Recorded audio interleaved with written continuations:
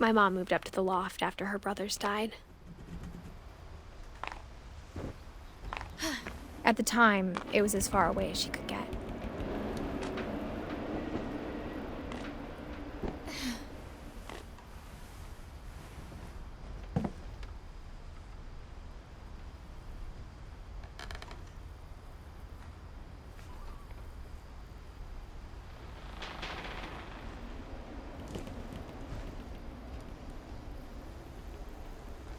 Religion was another thing my mom never talked about, but I think it helped her a lot after her dad died.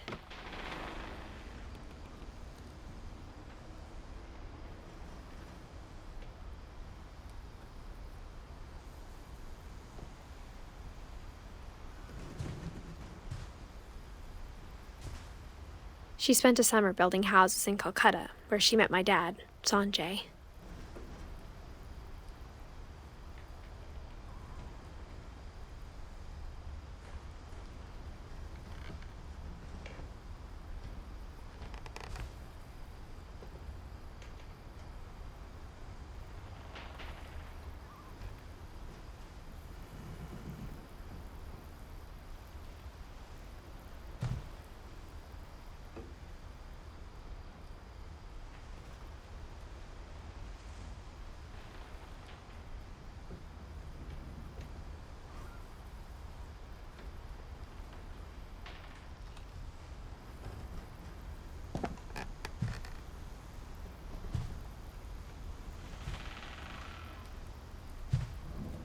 My mom moved to India a week after graduation and got a job teaching English. Louis was born a year later.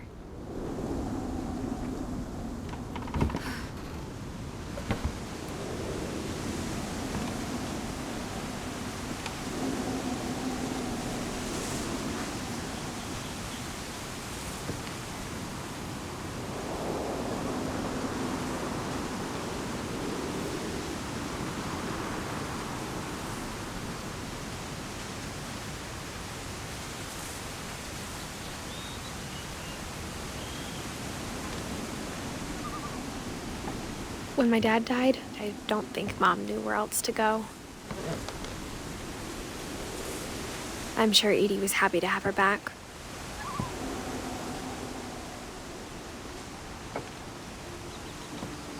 And to see kids in the house again.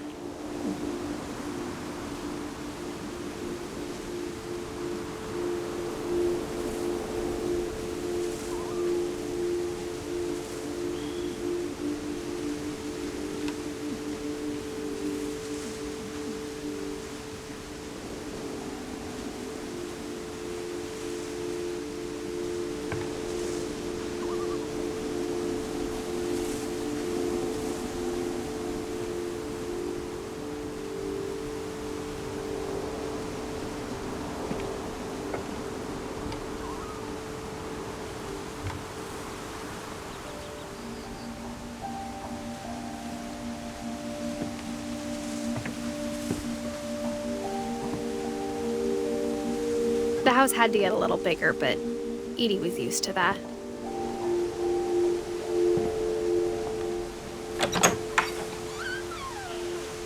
And for a while, things were good. Almost normal.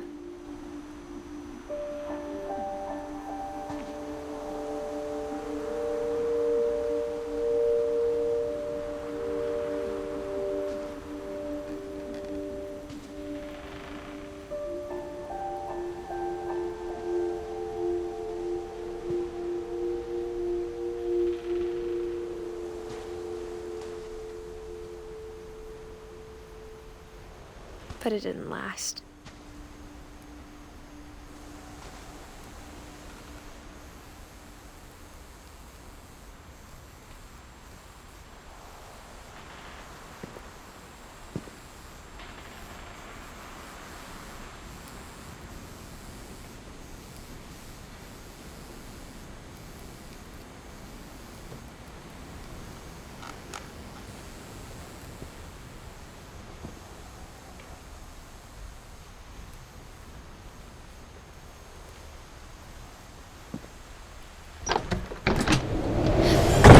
The beginning of the end was Milton's 10th birthday.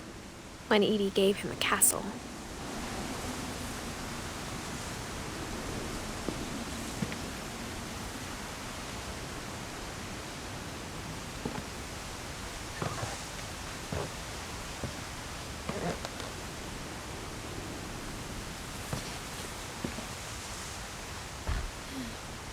After Milton disappeared, the only thing he left behind was a room full of paintings.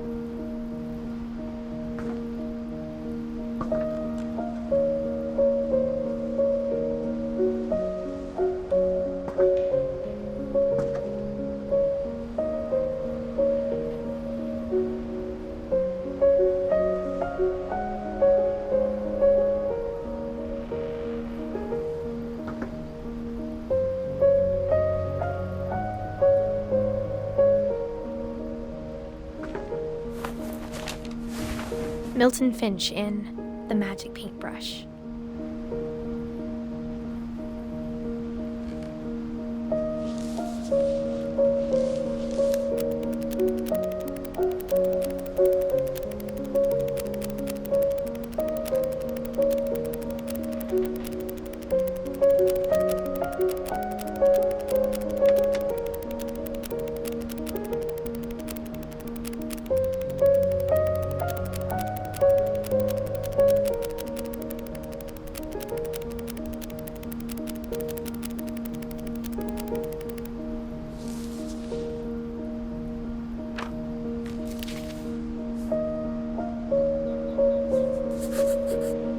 I was 4 when Milton disappeared.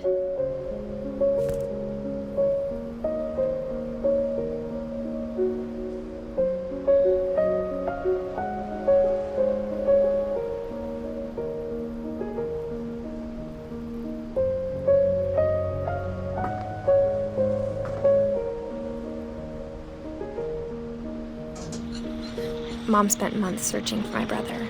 Then she sealed the doors.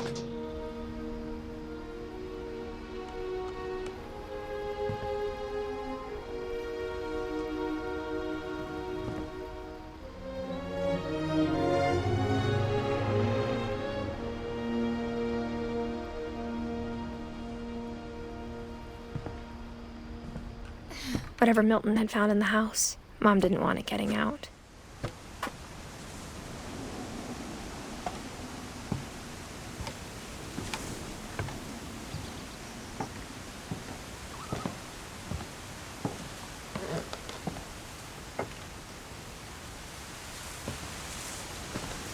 Mom definitely blamed Edie, but I think Louis blamed himself.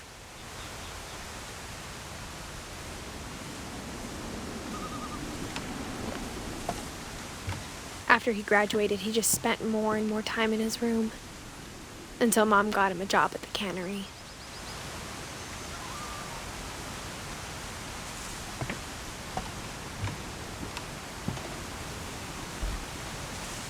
Everyone always told me to stay out of Louis's room, except Louis.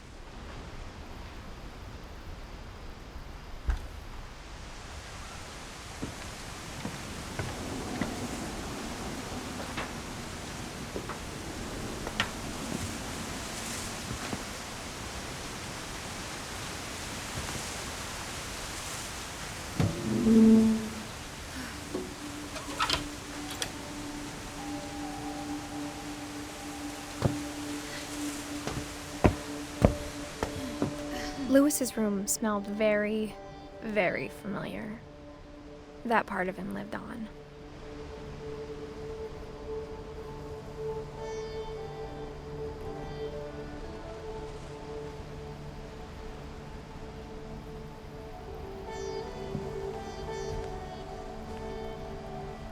Lewis and I spent a lot of time playing games together, but he was surprisingly bad at them. He died a lot.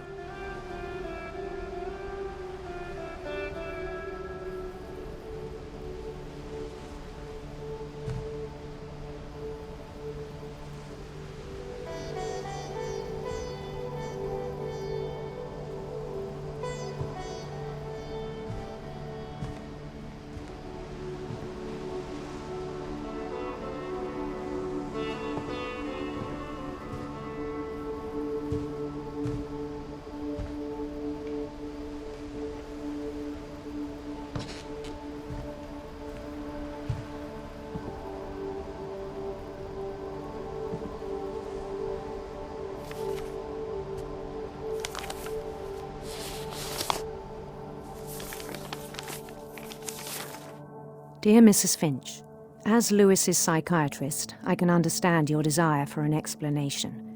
As I see it, the trouble began in January, shortly after we convinced your son to seek treatment for substance abuse. Newly sober, I believe Lewis first noticed the monotony of his daily life.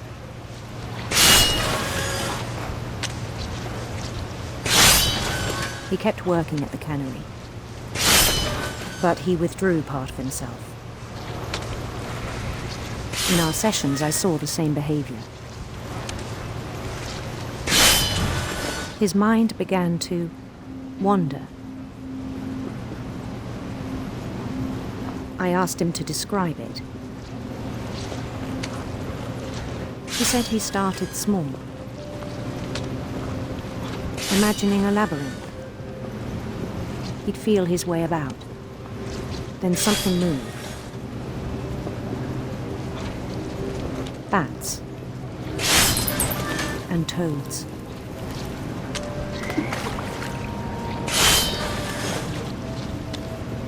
And things that have not names. He knew it was all in his head. But he took it very seriously. I had hoped he'd find himself.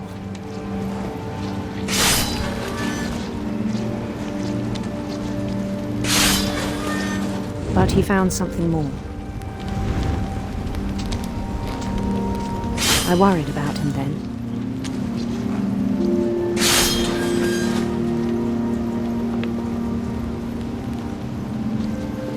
Daydreaming at the cannery, I spoke with his boss. But he said Lewis had become a model employee. Methodical, tireless, focused. Like a whole new Lewis. So I let him go on.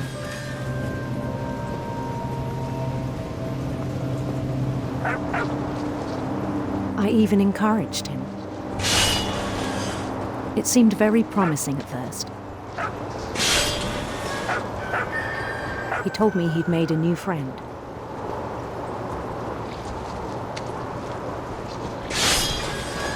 On the edge of a city he named Lewis Topia.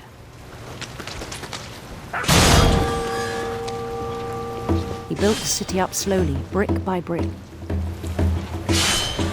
Then he made musicians.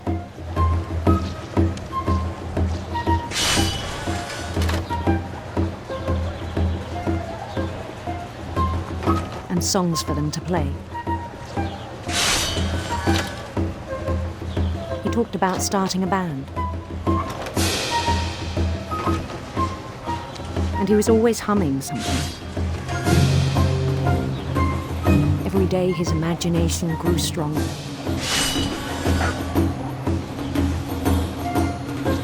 He no longer spoke at the cannery. But his chopping was as reliable as ever. Then one day it struck him that all the cheering crowds Even the stones under his feet were all in his imagination, so he could do whatever he wished.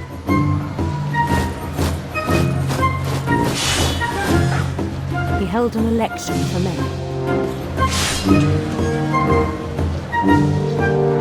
and he won.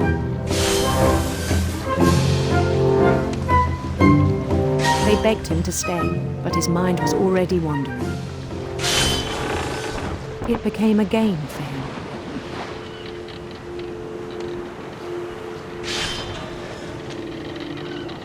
He'd conquer a city, then immediately push on.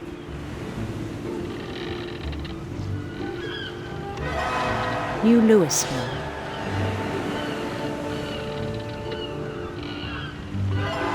St. Louis. He started drifting away from our reality.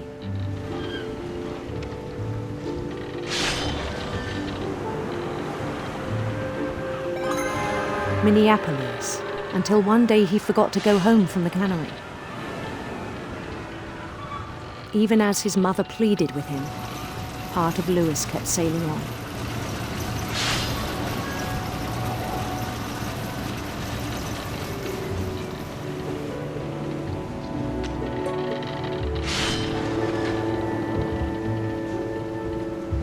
In Louisburg, he heard rumors of a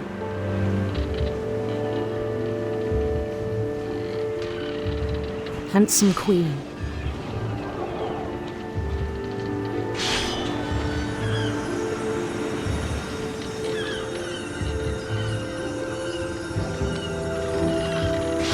The queen was on her own quest for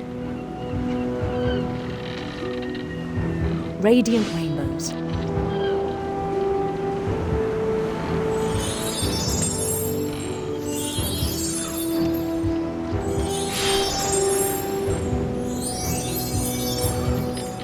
He followed the sound of her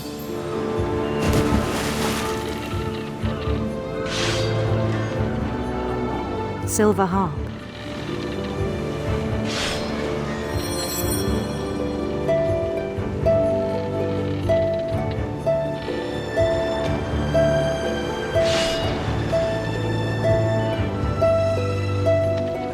His chase led him to a golden palace east of the sun and west of the moon. Even then, his logic remained sound. He knew the world was all in his imagination.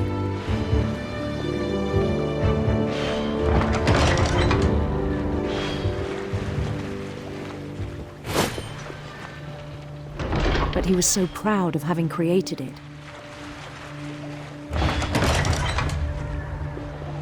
In his own eyes, he'd become something greater than a king.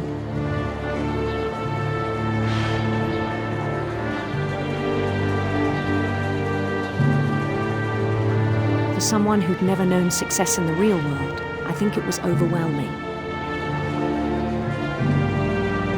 And then it struck him that the real Louis was not the one chopping salmon, but the one climbing the steps of a golden palace.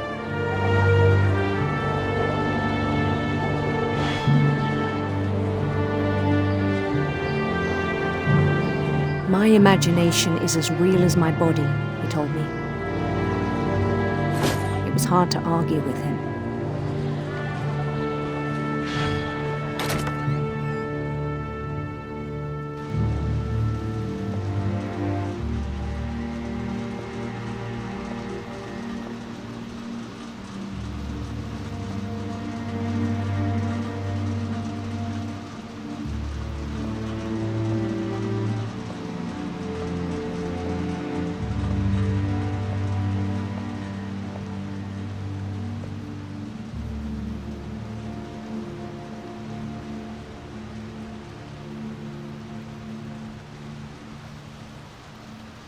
Began to forget the world we know.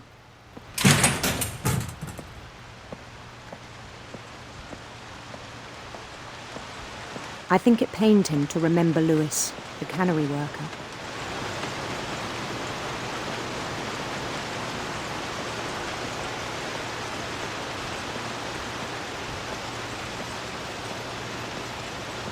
He began to despise the man with a royal contempt.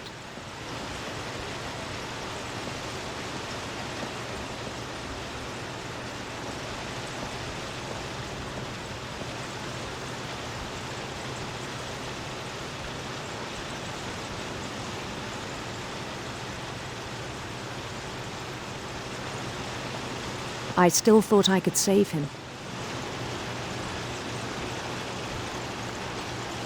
Even after he said he was being crowned king over all the lands of wonder.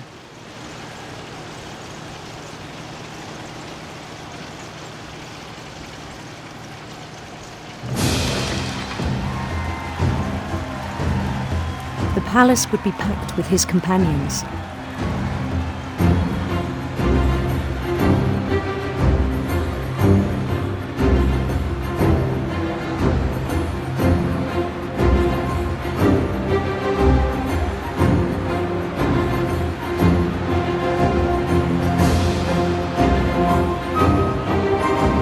Including the wise Caligula who'd insisted on advising me.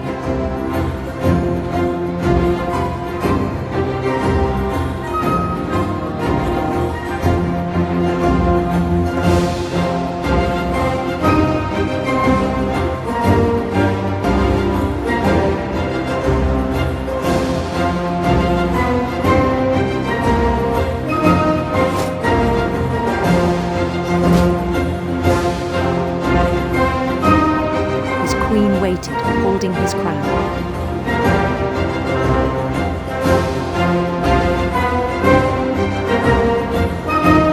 There was only one thing left to do.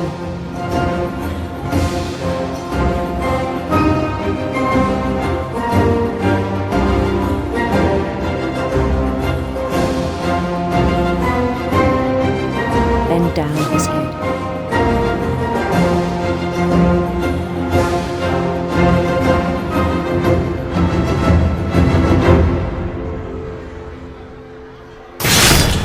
The rest I think you know. Mrs. Finch, your son was a kind man who will be missed by all of us who knew him.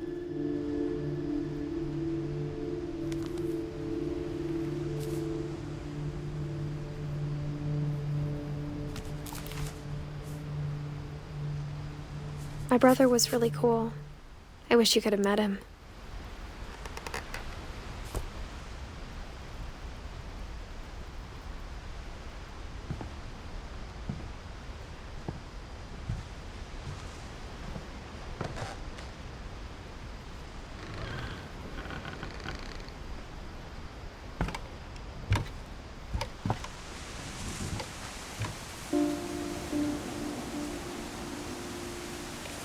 On the way back from Lewis's funeral, my mom told me to start packing. She waited until the day before we left to tell Edie.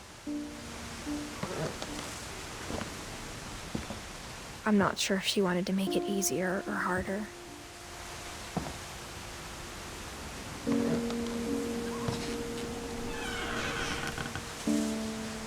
I wish we'd stayed.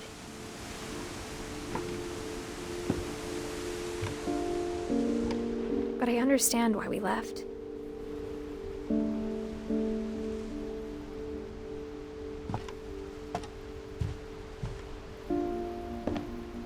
My mom ended up leaving everything behind.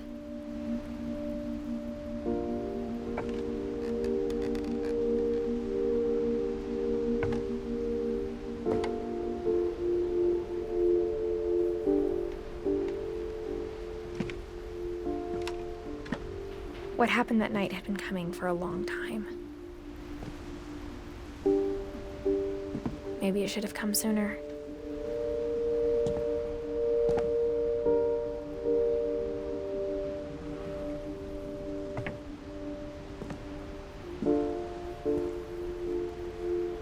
But it had to end one way or another. All that's left now is to tell you about that last night.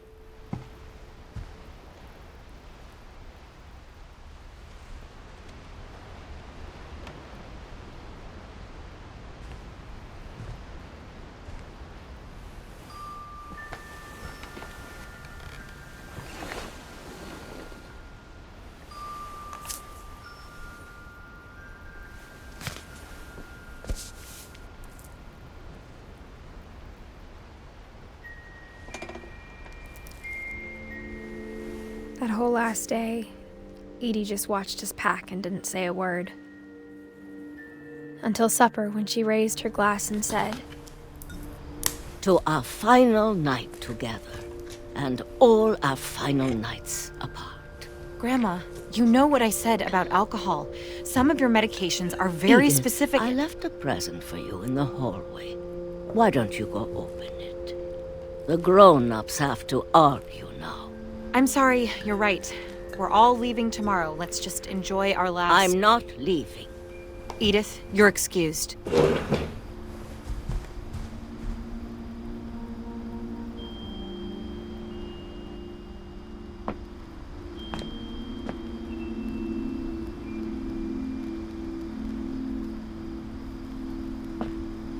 the power had been shut off that morning, but Edie always had plenty of candles.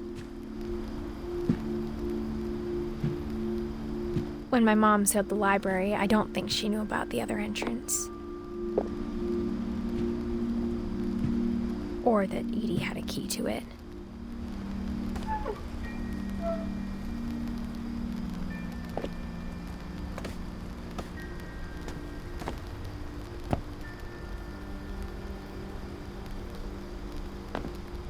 That thing you're afraid of isn't going to end when you leave the house.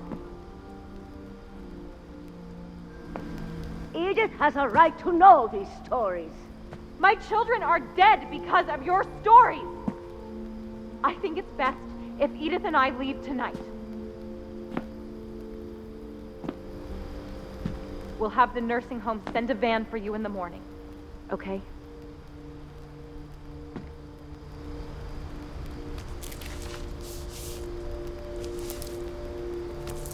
Dear Edith, there's so many stories I wish I could tell you, but there's only time for one. This is about what happened on the night you were born. That night, the tide went way, way out. It was the first and last time I ever saw the old house aground. There'd been an earthquake out in the middle of the ocean. They called it the lowest tide in 1,000 years. God, it smelled awful. You know, I've seen that house every day of my life.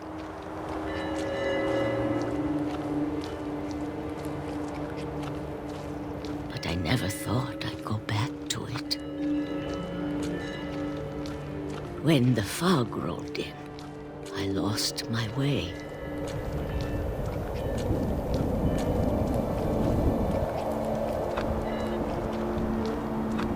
I got turned around.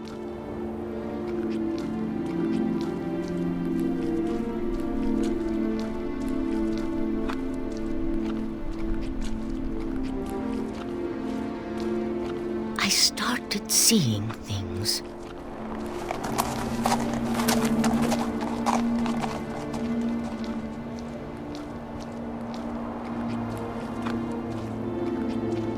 Things I'd forgotten had ever existed.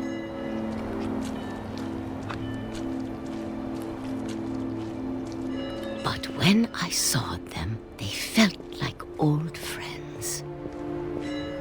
That night, a lot of things came back to me.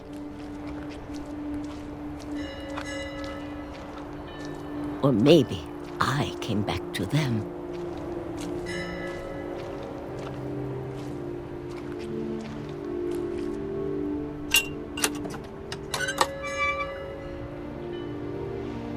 Things I can't explain, but that I need you to try and... Edith, what are you doing in here?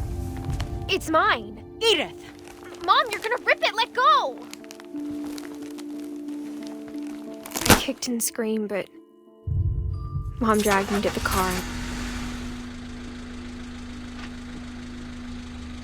I never saw Great-Grandma Edie again. The next morning, the van came to pick her up, but she was already gone. After that, we moved around a lot.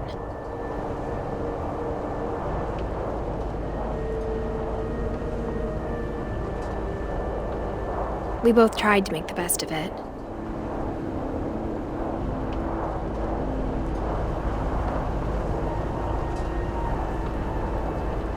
A few years went by.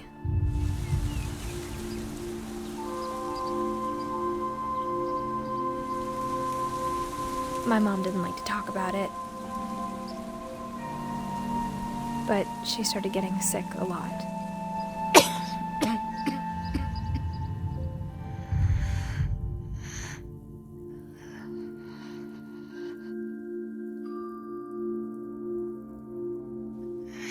She got better for a while, and then she didn't. And then I was alone. The last Finch left alive.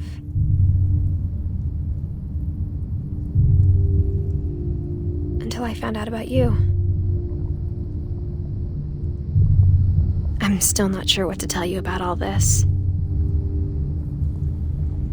If we lived forever, maybe we'd have time to understand things. But as it is, I think the best we can do is try to open our eyes and appreciate how strange and brief all of this is.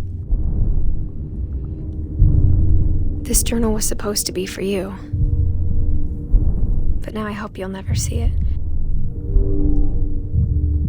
I just want to meet you and tell you all these stories myself. But I guess if you're reading this now, things didn't work out that way.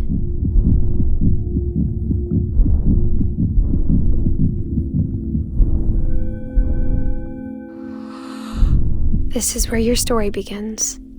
I'm sorry I won't be there to see it. It's a lot to ask, but I don't want you to be sad that I'm gone. I want you to be amazed that any of us ever had a chance to be here at all. Good luck.